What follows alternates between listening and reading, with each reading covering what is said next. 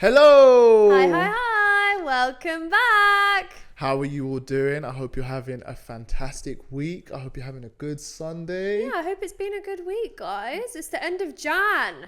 Oh my god, it's the start of my Feb! God. Yeah, Oh my it's god, crazy. that's it's so crazy. That is actually, This month is just gone. flown by. It's actually, Gone in a flash. Jan usually feels really slow, Yeah. but this one has I feel like we said it a few weeks ago as well, but it just feels like it's been so quick. It has been really packed and really busy, but yeah. Do you think that is a part of it? Do you think the reason why it has gone so quickly is because of Being how busy. much we're doing? I do think, which is a blessing. It's a very big. A lot of people say, yeah, I think when you're busy, time does tend to go quicker. But also, I saw something really interesting today about memories and how we store memories. Mm-hmm. When you look back on periods of your life and you feel like periods of life have just gone quickly, I know, for example, people with kids will say time's gone really quickly. I'm not referring to that kind of period, but you know how you might say, oh, I feel like I've just lost a month and I've not realised that a month's gone. Usually it happens because you're not changing your routine. So trying something new all the time. That's why a lot of people like to try new things, because I know it stimulates. So wait, are you saying that having the same routine makes time go quick? Sometimes, yeah. Well, it is your. I've heard it. Well, it's well, not to do with. It's not to do with your routine. It's to do with learning. Yeah. So no, periods that's what of I mean, learning. Periods of learning tend to go slower, whereas when you're not learning, that's when things go quicker. Because that's why, like, if everyone thinks about it, the school year, like when you were in school, the school year felt like such a long time. But it was because you're learning the whole, like, all the time, even though your routine is pretty much the same, but there is a lot of learning involved. Yeah, but there's also something about, so when specifically tied to memory, the thing is, the more your routine stays the same, the more you're likely to just forget days. That's why sometimes it feels like a week's just gone and someone says, what have you done? Or, you know, when people just say, oh, God, I can't remember. And it's usually because your routine has not changed. You're not doing anything new. Yeah. And actually, in general, that's not really great for us. The more new things you're doing, the more things you're changing. But I think basically this is just my way of saying, and it's made me think about it, but just to try and do something, not even necessarily, it doesn't have to be like wildly new, but it might be that you switch up your morning routine by one thing, you go out for a walk, or you take a different route home, or whatever it is, just all of those things, because no, I get what you're saying. I get what you mean. I don't think it's a nice feeling to look back and think, oh my God, I've lost like a few weeks. No, the thing is, it's really interesting because you're saying this and it's like completely counteracts my experience of Jan. Like, we've done so much new stuff this month. Like, obviously I'm back on reading, I'm obviously training, not just running, but obviously gym and hitting upper body and working on that. Then obviously we've taken up chess, and obviously I'm working a bit more on my content. Like, there's so much like going on. Okay, well, I'm glad there's loads of stuff going on in your life, and now we all know about it. But then it's still. No, I know what you mean. But you're doing the same. You're reading. You're reading more. But I wasn't talking about that. I just meant in general, because I do think there was definitely periods of last year where I felt like, if someone asked me like what was I doing in a specific month, there were months where it just felt like it just went, and I think it was just, I was really busy with work, everything was really hectic, but it did just feel like the same routine week on week. No, and maybe. I think so it's interesting. But anyway, we've had a bit of a rambly start to the podcast today. Guys. But for those of you who don't know, my name is Hassan. This is my beautiful wife, Summer. Hi, and guys. you are tuning in to the Summer Lovin Podcast. So let's now that we've started talking a little bit about what we've been up to, let's start with your marathon training. Marathon update. Let's see. So for anyone who doesn't know, Summer is training currently for the London Marathon, which is going to be, inshallah, her first marathon she's taking on. First marathon in what is now technically my home city, which is like really exciting. Yeah.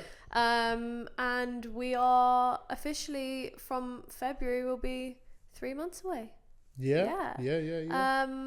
So this is technically week 4 or the end of week 4 of a 16-week training block, how is it going? That's what we want to know. Don't worry, I was just getting into it. So far so good, honestly. I was out injured. I don't actually think we spoke about this on the pod, but I was out injured in the second week. So I didn't run for about a week and a half, which wasn't really great. I was spending a lot of time in the gym, cycling on the bike, which, it's still good. It's still good. Really Underrated. Good. Yeah, good and great cardio, good on your knees and easy on your knees. But yeah, my foot has healed and I'm back now running in my new trainers and yeah, feeling good. Did our first long run last weekend and that was the first time that I've ran, I think, more than 10k since before September. So wow, that was actually crazy because I ran the Nike After Dark, which was 10k race in October, November, and then and then after that I haven't done any long distance running. I'm not the kind of girl that misses a long run. I'll be so honest. I don't really crave a long run. Like I might crave a 5, 6, 7k, but I don't usually. Like, or if I've missed track, I'll miss track. I'm trying to think about myself. I don't ever think, oh, yeah, do you know what? I'm not on a plan, but I should really long run this weekend. I don't think I feel like that. I'm trying to think for 10k myself, though doesn't feel that long anymore. No, but the thing is, I'm trying to think if what was my longest run after New York, which was obviously November. I don't think I've hit a long run. I don't think I've even hit. I mean, I've hit 10k, but I don't think I've hit anything 15 and over. But I think as well, which is kind of like, I think that's nuts for me. Well, it was because you're in a training block, but then I just think, I don't know, it depends how you like to keep your maintenance, because a lot of people say, I think I've heard people at track talk about this, that they kind of will dip in and out of doing a long distance every now and then to sort of just keep that fitness there, which I think is good. But the thing is, on a long track session, you're running almost 10k anyway, so it's a different way of running 10k, but you're almost running 10k, so 10k easy. But I mean, that's even crazy to say because 10k is still technically a long run. We don't think of it in that way now. But yeah, it was great. We ran with Run Club and it was a vibe. It was through Central. It was beautiful. And we finished in Brixton at Bunhead Bakery, which was, really cool. But that's good. And so you feel strong. Good. I'm in the gym. I am feeling it now because I'm doing heavy legs. Yeah, I'm doing proper heavy legs. I think the first 2 weeks of legs, I was easing in and I was just, but yeah, I trained on Monday and then I ran Monday evening, and on Tuesday I was aching. What was your weekly mileage last week? What was the mileage for the week? Just under 30k. I think it was 28. Okay. So I'm quite low. Yeah. No. I'm on baby mileage. No. It's fine. You got to build up. That's how it works. You start off slow. You're going to build up. You're going to have your big mileage weeks, and then you're going to start, and then you come down, and then you ease up. What I'm interested in is, I think you've smashed it. You're doing really, really well. But yeah, I think those big mileage weeks, that's where we might see a summer crash out.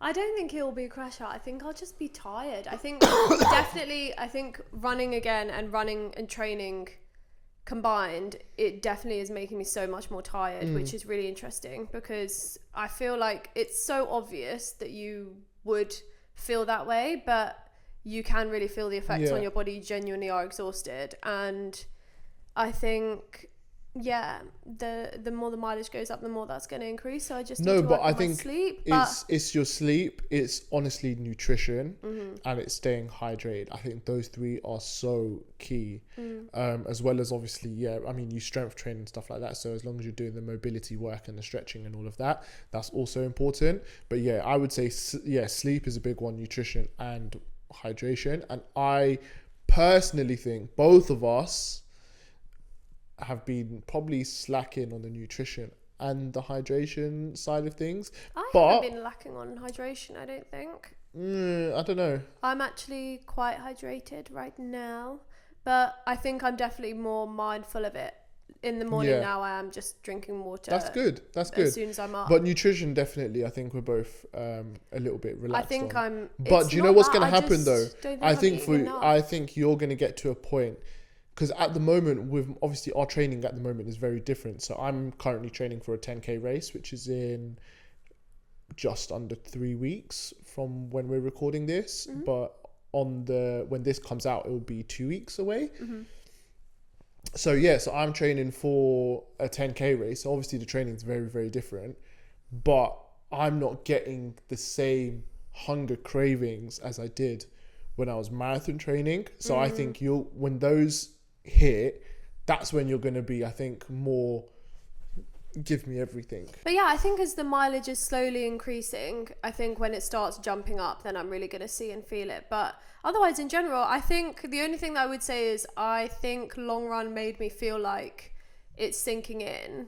And so far, I haven't really felt intimidated. But I think I was even talking to my brother about this the other day when we were on the phone. And I said, it is crazy to me thinking that I'm going to be running a 42k run. That feels like a tiny dark boulder in the back of my mind, and I think my task from now is to just keep that literally right at the back of my head, and not, because I think so many people have said don't be intimidated by the distance, take it seriously but don't be intimidated by it. And I think up until now I haven't really felt it, but I think being around other people who are marathon training and talking about their long runs and talking about their prep, if I'm being completely honest, it's just easy to get in your head. I think the intimidation goes when you're putting in the work. I feel like if you're, and I could be wrong, I could be wrong, this is just how I feel, right? I feel like when I was taking on obviously the marathons and stuff like that, when I'm taking it on, the way my brain works, it's very much like if I was slacking and I wasn't putting in the work on the training, I wasn't showing up to like my long runs, I was missing loads of sessions. It's so normal to miss sessions, by the way. Like that's one thing for sure. Like it is, you're going to miss them. Yeah, you've got to live your life. You're going to be tired, your legs might be tired, work might be busy. It's nothing to do with work or like, it's not, yeah. But all of those things do affect it as well. Yeah, it's just. You might not feel well. People have had colds and flus. Yeah, it's just a part of the game. Like it's not due to anything specific. You will naturally miss sessions. That's normal. But for me, I think in my head, and I'm sure other people might feel the same, you know when you're putting in work, right? You know when you're working, when you're like showing up for training, this, that, the other. I think the more you show up for training, the more you're putting in work, regardless of how you're performing, right? If sometimes you might not be hitting the certain paces you want or X, Y, Z, regardless of how you're performing, you're showing up, you're making an effort, you're showing up, you're there. Because also the thing is with your training, when you're not hitting particular splits, there's so many different reasons. You might have not slept well that day. You might not have this. But showing up reduces that intimidation because you know I'm putting in the work. Yeah. Right? And I think that intimidation is big if you don't put in the work. Because if you're not showing up and you're not putting it in there, you are going to be worried, oh my God, like, because you've missed sessions. Do you know what I mean? If you've missed like 60% of your training sessions, you are going to be like, oh, like, can I do this? Do you know what I mean? So I think showing up is important, which I know you're going to do anyway. And I'm so confident that you're going to go and absolutely smash it and even just have a good time. I think that's the one thing I know you're going to do. You're going to go out there and have a great time. Yeah, same. And I'm excited to be there and to support and to cheer. And cheer me on and not be running for once. Well, I'll still be running, and I'm going to be running from point to point. Yeah, but it doesn't count. It doesn't count. You were saying that all of that faff is more important than the actual... I mean, races abroad, definitely. I think London was the easiest to get around in some ways. It was really busy, but I think London was the hardest by the sounds of things. Obviously, I was running it, but New York, New York was the hardest because it's the blocks, the size of the blocks. The block is like it's so long to then run 10 blocks. One of the stations was closed. One of the subway stations was closed, and I was like, I think I was 12 blocks from where I needed to find you. So then I was running 12 blocks. London's on par because the thing is. But London's just packed. I think that's the problem. No, because the thing is, New York was busy, but London was so packed. But I saw you a mile 23, yeah? Right? You got to me last, and you would have had the longest time. No, I know. So you got to me last. So that's what I'm saying. So if you saw me at mile 23 and you got to the finish line after everyone else, and you were the first person to head there, then yeah, it's long, it's hard. It's just because you can't get on a train. That's what the problem is. The thing is, I know you can walk it, but then you're just, by the time you're at mile 23, all you want to do is get to the end to see whoever it is that you're. No, I'm trying to think. So I think maybe the best way would be line bikes, but I think even line bikes would be long. Obviously, I know you're not going to do that. Also, because there's crowds and it's stuff, not so even then you that. have to ride through people. No, you're not, because it's obviously so when you come off the track, then you're not with loads of people, and you're then on the roads, right? Yeah, but then the issue is not. I think the issue would be to park it. Yeah, parking it would be. And long. also imagine then you're trying to get to the finish line and just like, oh god, I just need to find somewhere to park my line bike. But you know, speaking of like obviously line bikes and stuff like that, right? I'm running Hackney Half in May. Exciting. Again, yeah, I ran it last year. Again.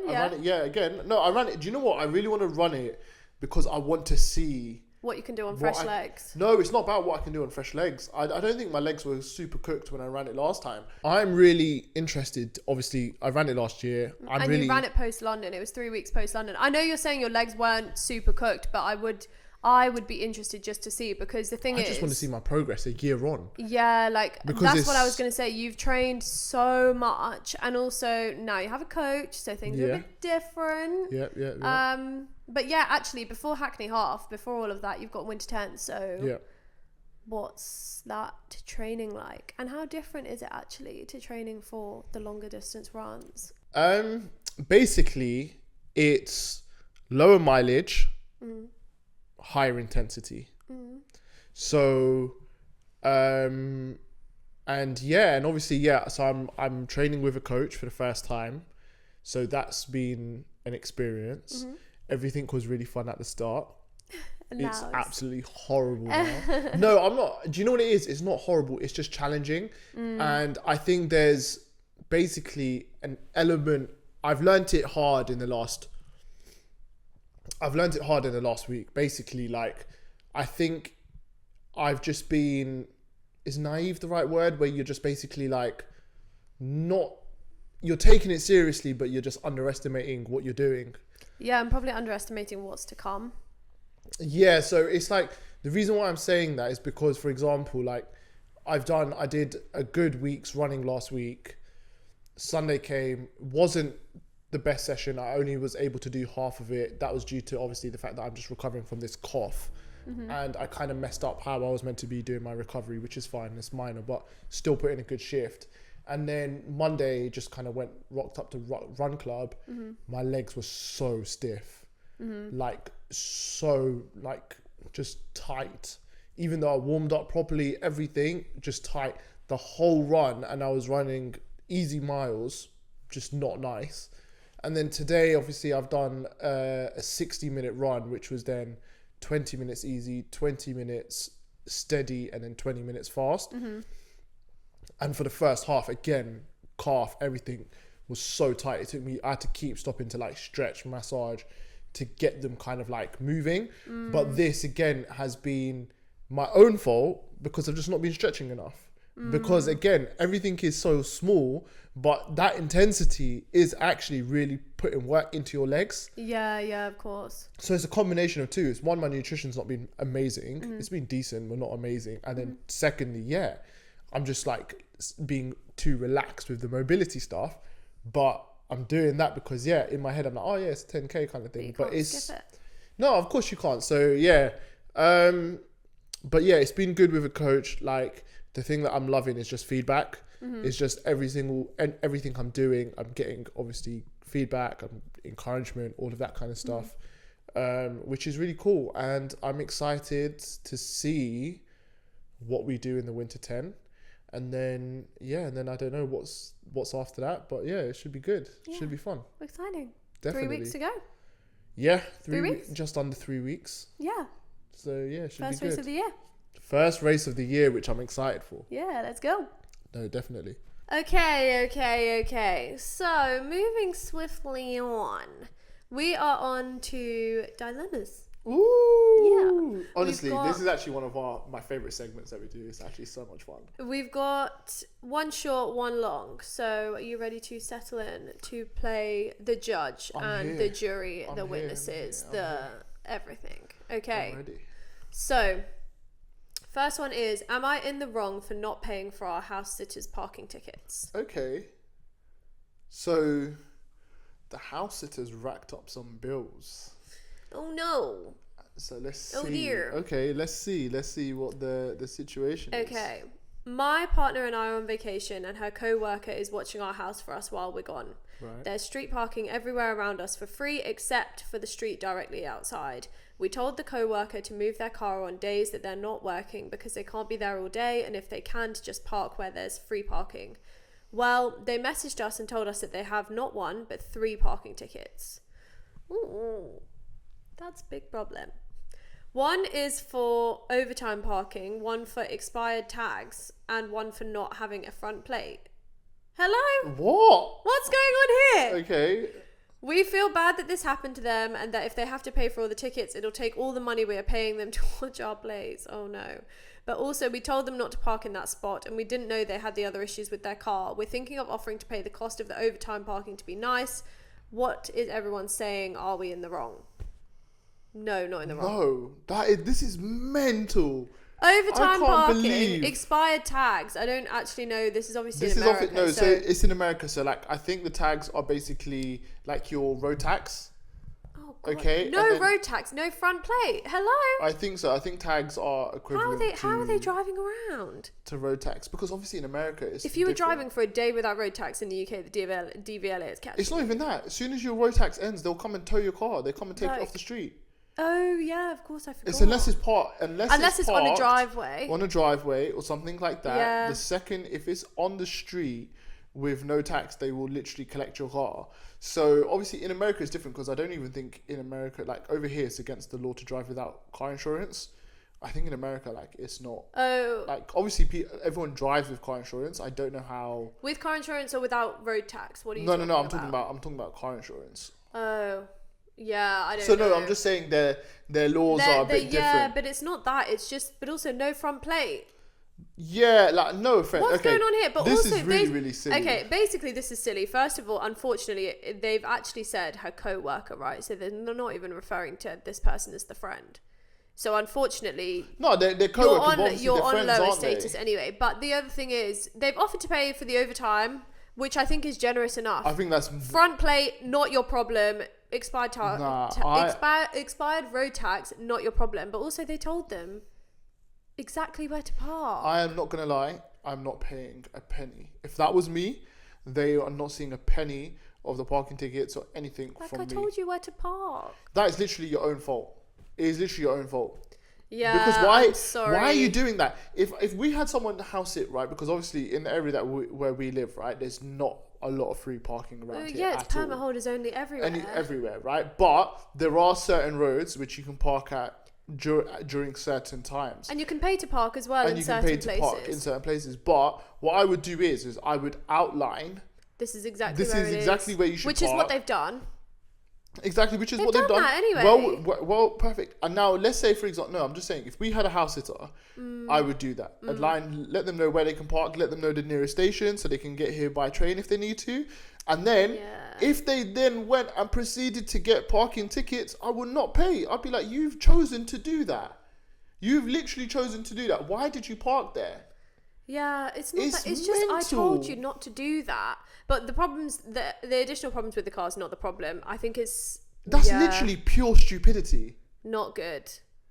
But yeah, you're being generous enough. You're not in the wrong. That is more. That honestly, paying the overtime is literally more than enough. Generous, yeah. Because why are you paying? Why are you paying anything? You shouldn't pay anything. Well, you told them don't park there. That's mental, honestly. Anyway. Yeah, crazy. Okay. Yeah, they're not guilty. They're not guilty, and in fact, they're being too generous by even paying the overtime. Yeah. Can you imagine someone coming over for dinner? We've told them where to park for free, right? And then they park wherever they want. They get a ticket, and then they say, "Oh, can you pay it?" And then not only that, then they get their car towed for not having road tax, and then they said, "Can you pay it?" Yeah, no, not. I'd be like, "What are you talking about?" But I don't think they've specifically said, "Can you pay?" I think they've just said, "Oh, I've got." No, they want the 3 tickets paid. Well, 3 tickets are not getting paid. That's mental, but okay, cool.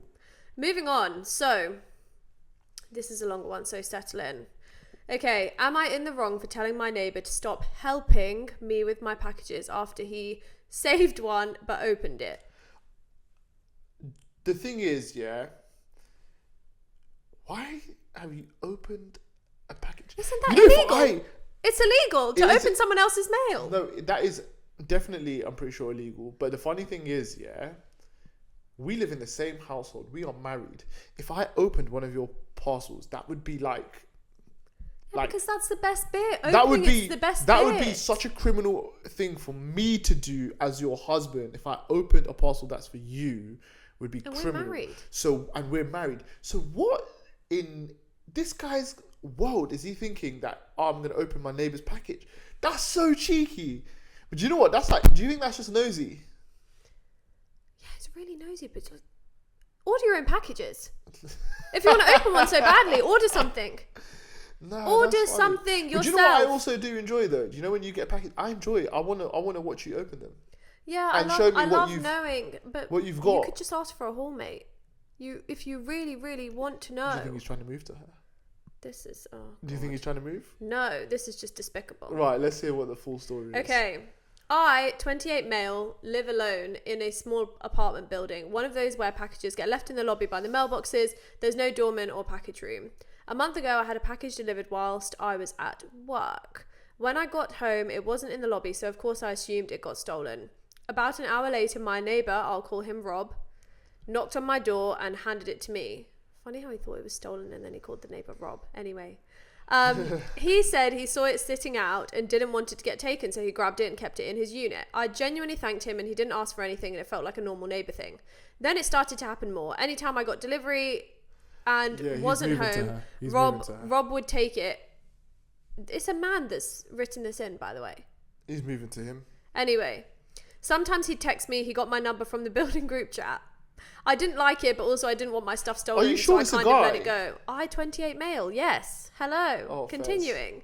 Last week, I ordered something boring but personal, a medication refill from an online pharmacy. It comes in a plain packaging, but it does have my name and the pharmacy name on the returns label. I got the delivery notification at work and I got home and there was no package in the lobby. 10 minutes later, Rob knocks and hands it to me and the box is clearly opened. Like the tape is cut, then retaped.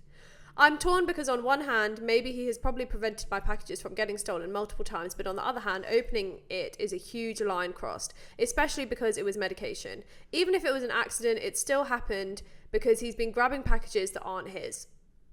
I told him I appreciate him trying to help out, but I don't want him taking my deliveries anymore. I said if he sees something of mine, just leave it or text me and I'll come down when I can. He got offended and said I'm making him feel like a thief when he's literally been protecting my stuff.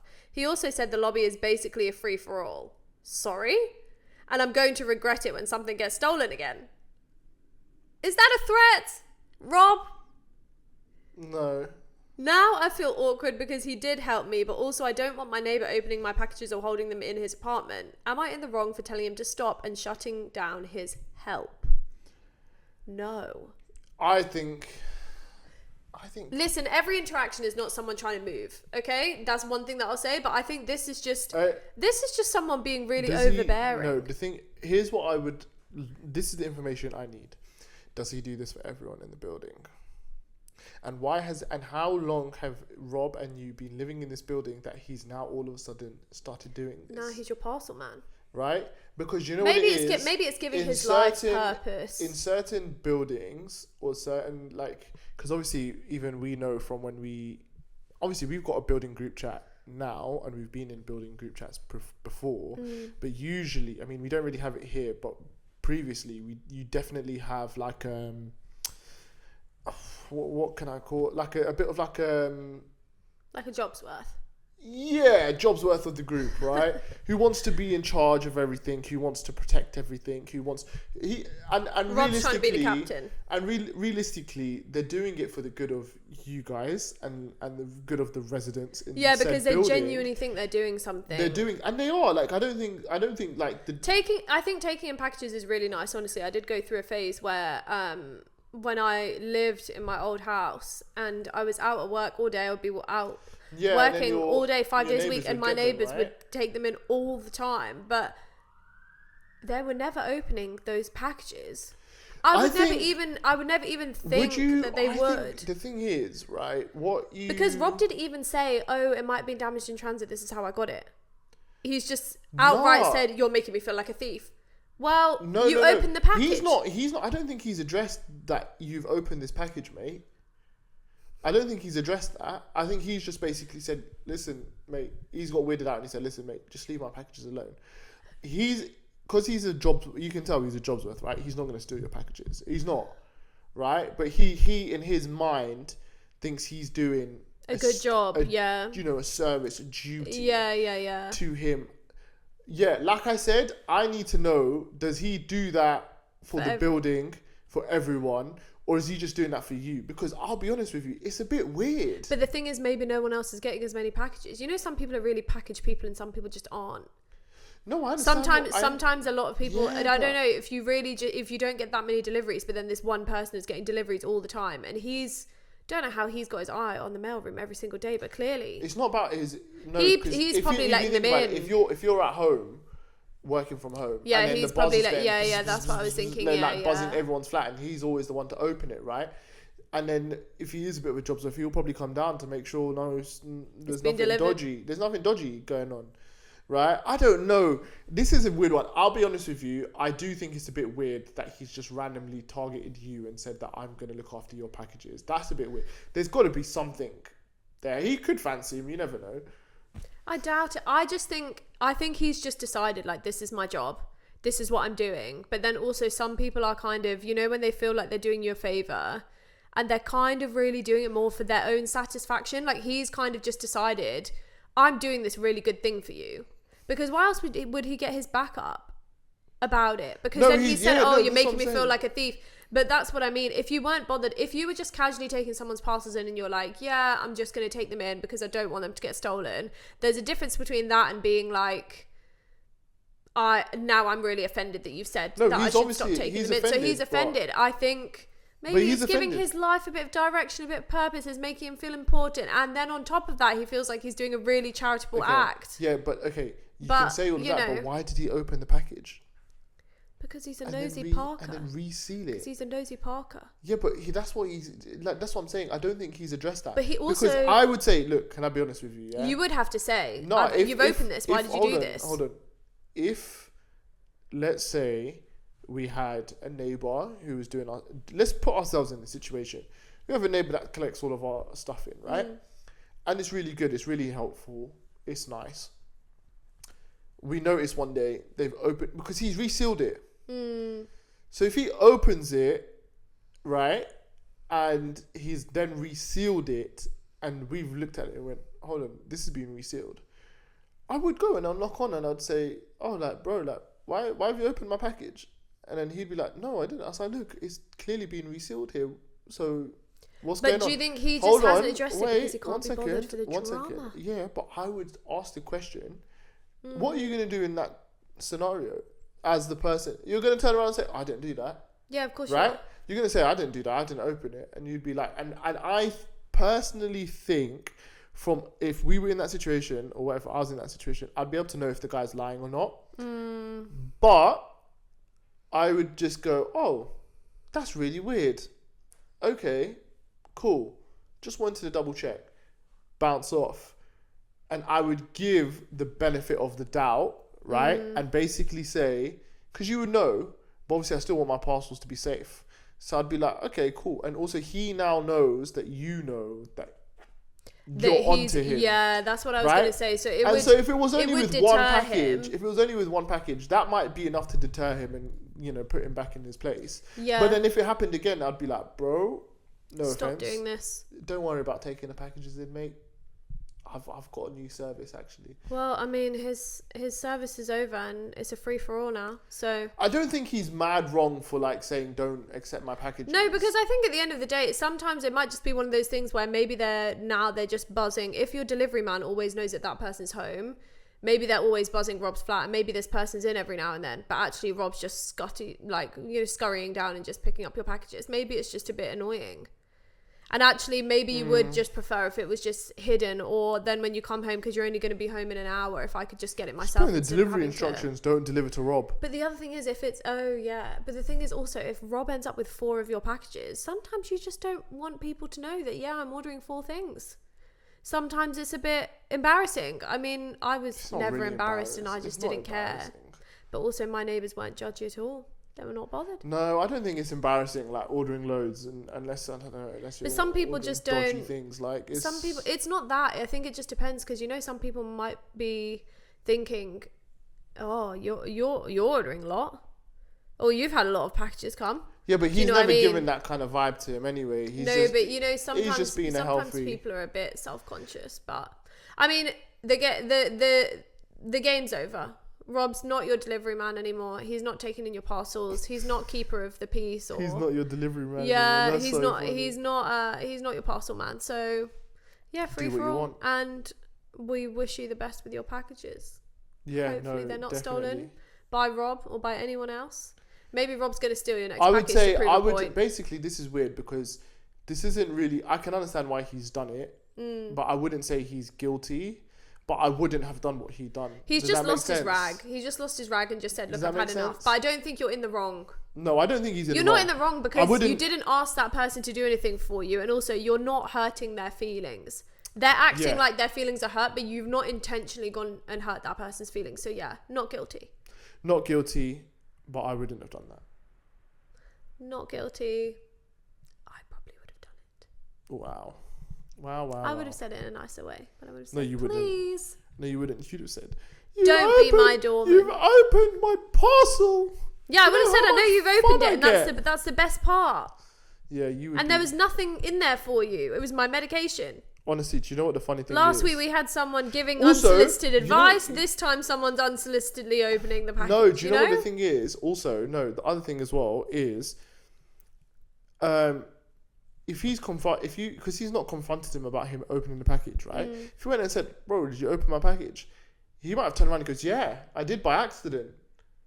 Like, I just thought it was mine. I've got some medication coming. Sorry, I opened it and then I panicked and I just put another." He might say something like that, and then there's no harm, no foul, is that really? Well, he's been treated like a thief now. There we go. That's the end of that. That is the end of that, unfortunately. Okay, so we've actually got a new spot to recommend, guys. Yes, a very good spot. I was actually really impressed with this place. Yeah. So when we went for our long run last weekend, we actually ended in Brixton, as I said, and we ended at Bunhead Bakery. It is a Palestinian bakery. Mm-hmm. It's basically just bang opposite Brockwell Park, one of the entrances to Brockwell Park. Yeah. And it was absolutely queued out of the door. There was an event that day. For that day, but honestly, well worth the wait, well worth the trip. And honestly, they have a huge menu. First of all, do you know what? They've got buns, they've got buns, they've got cookies, they've got cakes, they've got focaccia. One thing I will say, when you sent the picture of the menu, I was really shocked. Yeah, there was, I think also because I think I've heard about it as a bakery, but I think as a bakery you kind of just assume, okay, maybe they'll have a couple of muffins, some pastries. No, should I be real? That's probably it. I think max. No, the reason why I was so surprised is because this place quite new, by the way? Because I actually don't know. It's been around a while. Like, how long's a while? I don't know. Do you want me to look it up? Never mind. No, it's fine. The reason why I'm asking is when it comes to a lot of the booming places, when it comes to food, there's one thing in common, and it is a limited menu. Right? Yeah. If you look at Roll Boys, they do have quite a variety, but it's nowhere near as extensive as that. No. And like when you look at like places like Junk, Supernova. We still need to try Roll Boys. Yes, Roll Boys. We need to roll out on Roll Boys. R.I.P. to that attempt. That we don't talk about that day. We don't talk about that day. But successful food day. But yeah, like all of like Junk, but Supernova, then I guess Supernova is very. Junk I know it's food. Like I know that's they're proper food places. So no, but even then, like I don't know. Like I think even if you look at how much their food selection is quite limited. And then you've got Puffy's, but then again, Puffy's is just cookies. Yeah, exactly. But it's just I think that's at the moment. the places that tend to do well or like go viral, maybe like that, is like they do one thing, they do it really, really well, and that's what they stick to. And so when I saw that menu, I was really, really surprised when you sent me the picture and I saw all of that, and I was like, wow. And by the way, the reason why the smaller menus or the more refined menus tend to do well is basically it's to do with like decision theory. Yeah, so you kind of, I think everyone's definitely felt this before. You'll feel it, I don't know, when you go into it. The best example is probably going into like a big store when everything's on sale and you just get decision paralysis because you're kind of just especially with food. I think especially with food, sometimes you can have too much choice and you're just looking at it and you're thinking, right, okay, I really like about 10 things on that menu, so what am I meant to do? But I honestly think the other thing that I would say about Bunhead and their big menu was the staff in there is so nice and so lovely. No, definitely. They were recommending what to get and they were sort of saying, 100%. oh, okay, if you like something sweet, maybe go for this. If you want something less sweet, maybe go for this. But the other thing which is obviously really good about them having like a huge menu and a huge selection is that they can then basically service so many customers. So that's why, like, if they didn't have maybe like a big like sort of selection of stuff, then they might sell out. They might sell out quicker. Yeah, they might do that. It's a possibility. Yeah, sorry, so much quicker. I think as well as the buns. I think they had 10 buns or something. Some of them savory, some of them sweet. A lot of them vegan actually as well, which I think is really good. For people who have allergies or just in general anyone who obviously has that diet preference. And then the focaccia was amazing. I think focaccia was my standout. We had what did we order? We ordered the focaccia, which was cheesy, lakey, sagey. That was right. So that was the focaccia, and the focaccia was huge. It was about this big. No, it wasn't that big. It was this. In my head, it's this big. But it was big. Decent square. Huge. What was the bun you ordered? It was grape molasses and caramel and tahini. Okay. Yeah. So I didn't try the bun, but I wanted the focaccia, so I tried that. And honestly speaking, I'm a big focaccia fan, and that was standout. Yeah, I good. think the bun was really nice, and also generally I tend to be more of a sweet tooth, but that focaccia blew me away. Really, really I wish we'd come home with 3. Honestly, they were so nice. But it was definitely worth it, I would say. Really cool spot. They had Palestinian art everywhere. Obviously, everything's kind of got a bit of a Palestinian twist and flavor, and the culture's kind of in anything that they're serving. They apparently do really good matcha. We didn't try it, but they do matcha. They do coffee. Yeah, honestly, guys, really I would good 100% spot. Really, really good spot.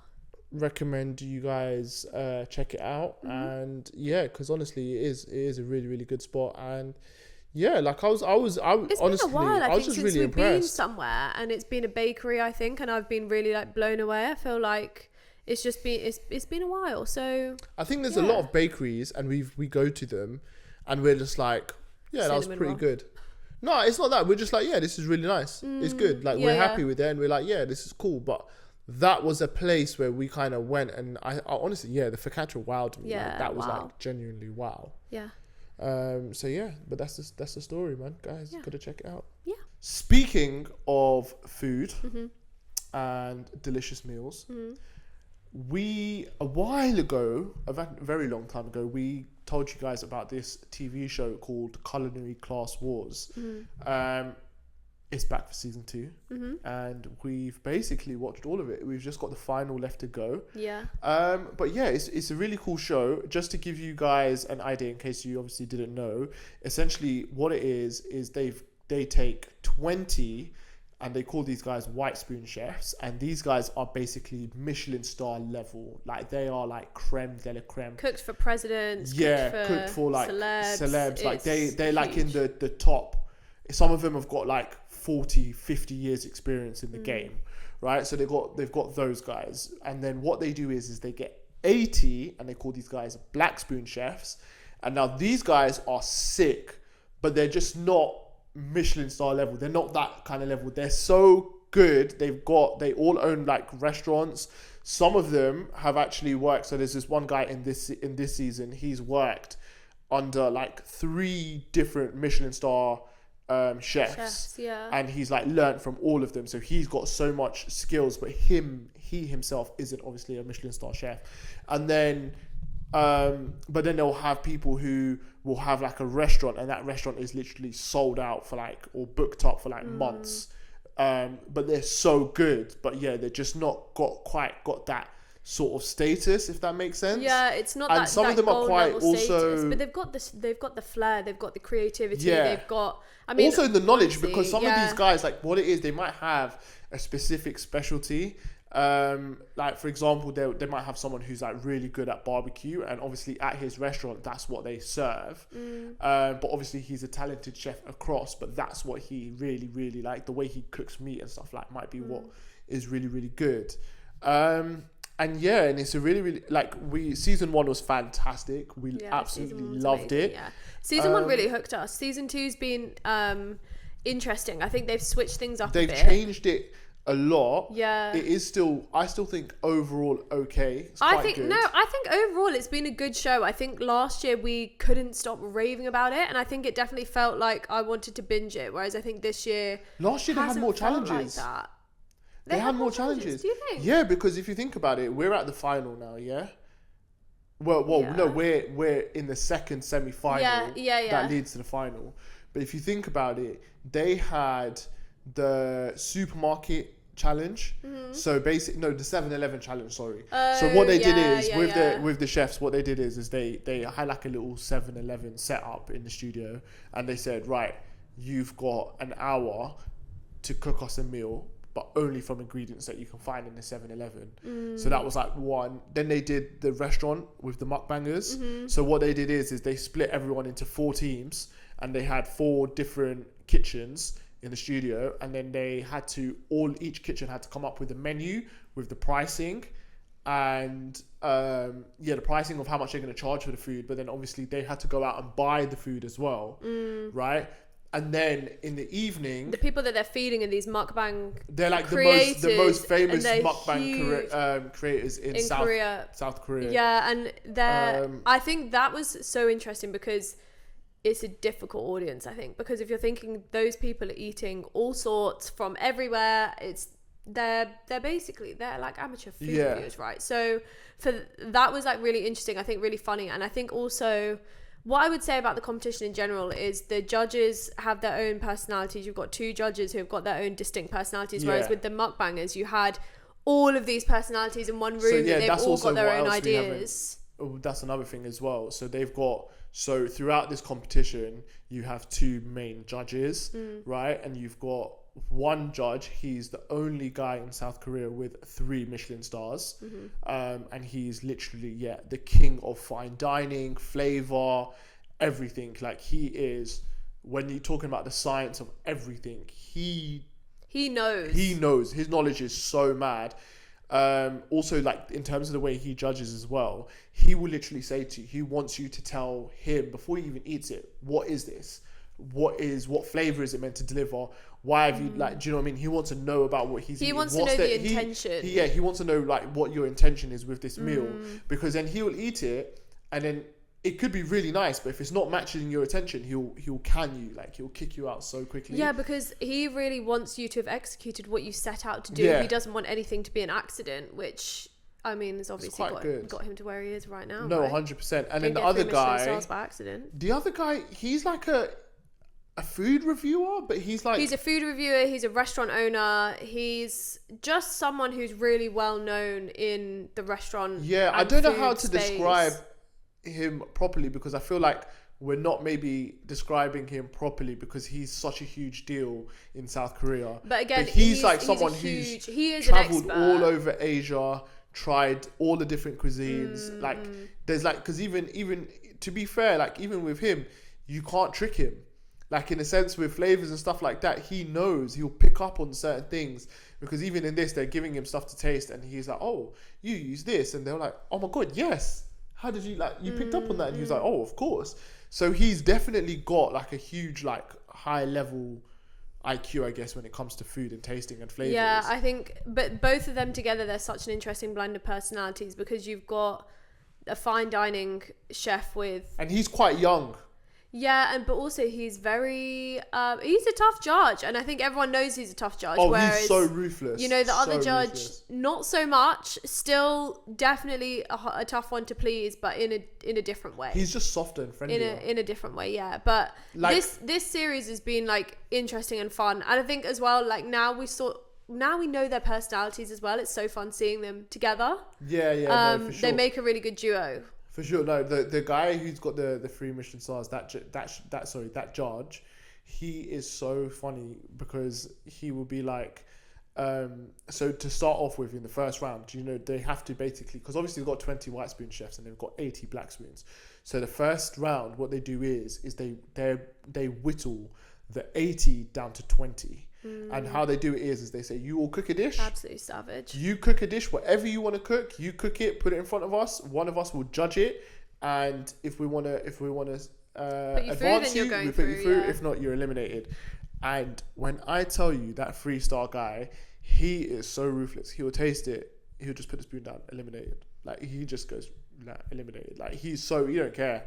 He's so ruthless with it. And like even in the most recent round now, like when they have to score the points and stuff, like he was just yeah. So basically the latest, the one that's the round that we have seen is the first round of the semi-final, and there's like 7 of them, and what they have to do is they had 3 hours. It's called Infinite Cooking Heaven. Yeah. They had 3 hours to cook up whatever they wanted.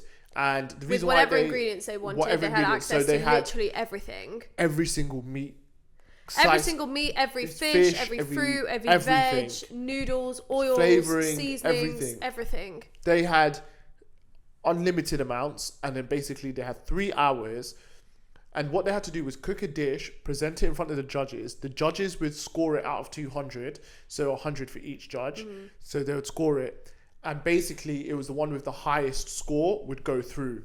Now, because it's 3 hours, that's a long time. What you can do is you can cook multiple dishes.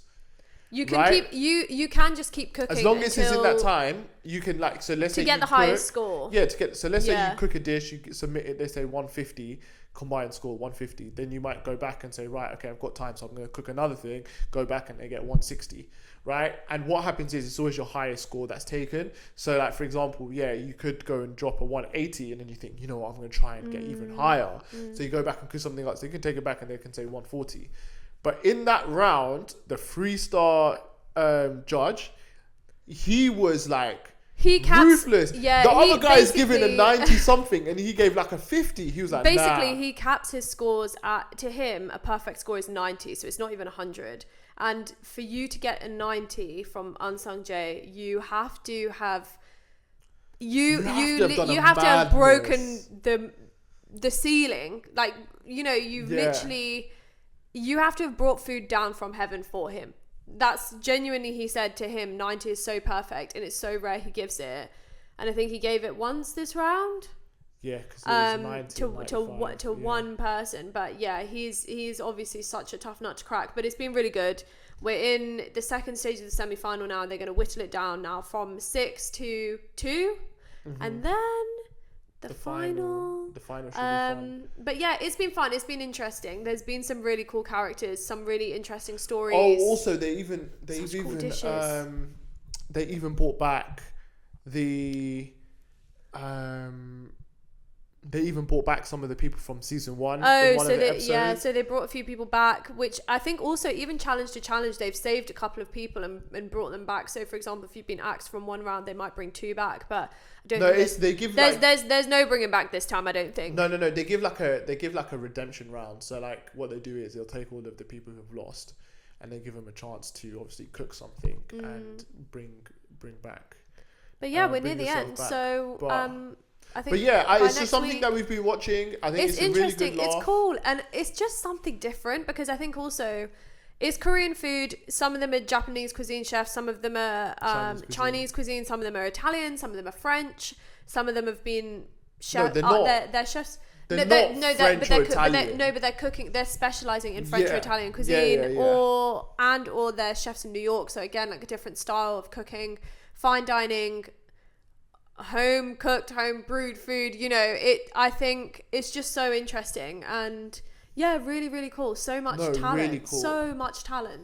Also, it's just So cool much to see. passion I for don't know. food. It's just so cool to see, like, I don't know, the way they cook. I guess, like, not even that. It's just like, I don't know. It's The a bit things they different. come up It's with. different to like like obviously like when you look at some of the shows like Hell's Kitchen with like Gordon Ramsay and stuff like that, or like or like I don't know. It's just different because I feel like some of the cooking shows that we might see in the UK, they're all fun, they're exciting, they're good, and there's a little bit of flair, but I don't think it's as good as that show. No, and I think as well that the editing on this show, guys, it's actually hilarious. It's so dramatic. There's all of the smoke, the lights, the flashing, the things coming out of the ground, things falling from the ceiling. But also, do you know what the thing is that you're not gonna get a show in the UK, right? Where you get no, it's not even that. Where you're gonna get 20 Michelin star chefs. No. You're not going to get it like 10 of those like thingies versus it's not that we don't have them, but you're just not going to see like, you're never going to see a room with like, I don't know, Gordon Ramsay and like, I don't know, I'm trying to think of other like, oh God, I'm thinking of names, but then it's just like, I don't. The thing is, I also think you're just not going to see. Yeah, for this show, it's interesting because season 1's definitely made such a splash that by the time it's season 2, so many people have wanted to come on this show, and they're talking about in season 1 they did this and this is so legendary and all that kind of thing. So I think and also, it's been so interesting seeing them get excited because they've watched the show now and they know. But also, the premise what's of really it, good, what's really good, right, is that they've done. So there's some obviously challenges we've noticed they've not put in this season, right, which is fine. But then the challenges which they have kept, that are new as well. They've twisted it. They've not kept it exactly the same. Yeah. They've not kept it the same. So that's why some of them they're like, oh, I thought it was going to be like this, but it's not. It's like they've changed it. But it's cool because you wouldn't want the same thing. Like if you're coming in for the. You've watched it the first time and you wouldn't want the same, but it's interesting. So next week we'll know who's the winner. No, definitely. We'll be watching finishing the final and that'll be it. Yeah. No, 100%. But it's been really cool. And then actually we've got a couple of things on our watch list. Yes, we do. We have been recommended time and time again. I think 6 or 7 different people have recommended to me His and Hers, which was number 1 on Netflix for a little while. We need to watch His and Hers. It's supposed to be a thriller series, but I've heard really good things about it. So if anyone's watched it, no spoilers, please, but let us know what you guys thought. Yeah. And then the other show actually that I really want to watch is called The Pit. So this sounds really cool, by the way. I'm actually quite interested in this. So actually, both of us have watched or been interested in medical dramas. I have been a big fan of Grey's, and you really like The Good Doctor for as long as The Good Doctor was on. But basically, the premise of The Pit is so interesting and cool because basically the idea of the show is that it's 24 hours in the ER. It's one episode per hour that they're in the ER. So it's, really full on, really like crazy, busy, moving, but apparently it's amazing. Okay. I've heard really good things about it. So so we'll be hopefully starting The Pit. And then I think you've got one on your one to watch. I've already watched, but it's Queen's Gambit. And why do we think that is? Maybe because I have a new obsession with chess. Obsession with chess. The Queen Gambit's been out for so long. It has been. No, it's been out for ages. Obviously, everyone under the sun's probably watched it. It's just one. Do you know what it was? Do you know what? You were just too busy watching Power. No, it wasn't that. I was. No, what happened is I actually started it. I watched it, and the first 10 minutes was really slow. And then I remember at the time one of my friends saying to me that it's a slow start, but you just need to let it get going. Yeah. And then I just never really touched back with it. But you know what, the thing that I think we're finding difficult, which is a really good thing, is I feel like we just don't have time to watch TV. Yeah, I think at the moment... It's not a bad thing, but it's just we are just definitely doers, if that makes sense. I think at the moment we're running, we're out, we've we've been just doing stuff, seeing people doing things, and it's actually really nice. I'm really, honestly, genuinely speaking. But then when we've got the time, so we kind of lucky. want to watch a movie, I think, rather than like actually watch a series. But I mean, think, saying that, we've been watching Colouring Class Wars, which is a series. But... Yeah, but yeah, I think it'll be cool to get on these series. I think His and Hers is quite short. The Queen's Gambit's 10 episodes, I think, so it's not that long. Again, it's a Netflix series. I actually don't know if the pit's 24 hours in the ER, then it might be 24 episodes, but I think they're 40 minutes. So yeah. And again, Netflix is one of the only places where there are no ads currently. So yeah, no, just, for sure. I don't know. It's just something which, do you know what? To be honest, one thing, like, obviously speaking about like what we want to watch, and there's what we want to read and everything like that. Like, I'm not trying to. And this is, I guess we're not doing this anyway. It's not, basically I was saying I'm not trying to put pressure on, I need to get this done, I need to get this done, No, I think the other thing is, and I'm not saying like, that we do that, because we don't. Yeah. But that's one thing, like, I'm not, like, we'll get there. Even if I have to watch 1 episode a month or 2 episodes a month, like, it's not. Also, I'm kind of glad, because I think His and Hers specifically has come out. I mean, The Pit, I've actually heard from creators that it's a really good thing to watch, but no one I know has seen it, so there's no chance of a spoiler there. And I'll be so honest, the only place I actually really used to always see spoilers was actually Twitter. TikTok. It was Twitter, and I don't have X now, so I don't use it. I mean, TikTok potentially, but the thing is, I'll be so honest, I can't lie. My Twitter it's not full of is Netflix so content. So I barely go on Twitter anyway, but my Twitter is so focused on football. That's all it is. It's just football stuff. Yeah. So I've never seen anything else. But spoilers usually come through on TikTok. But it's from you interacting with but one to be video. honest, but the thing is, I'll be so honest. I've not really seen, like, even now my TikTok, it doesn't really come through with like. I get clips from old shows. Like I told you, I saw one Grey's Anatomy edit that came out of nowhere, and now all I'm seeing is Grey's edits. But the thing is, I haven't seen any recent shows where they've done spoilers. Like even if, like, I mean, to be honest, it would be a bit early for like spoilers of like Martyr Supreme to be coming out. But people have done reviews. But the thing is, all the girls I've seen that are doing reviews are actually, honestly, shout out, because they are introducing it with enough time for you to just scroll past it if you don't want to watch it. No, do you know what the thing is? It's not actual clips of films or episodes. No, but the thing is, like, okay, anything of clips or of like the show is all old stuff, right? It's nothing new. But there was definitely a period of time. Nothing's new. There was definitely a period of time where I was getting TikToks of like whatever the latest show is, and I'm getting spoilers, like Tulsa King and. Pardon? Like Tulsa King. Yeah, like Tulsa King, or like. What was that police show? No, you're not. Rookie? Yeah, I know what you're talking. Because you were getting clips of The Rookie, but no, but that's what I'm saying. They're old shows. They're out. I'm saying, like, let's say for example, His and Hers, right? We've not watched it. We want to watch it.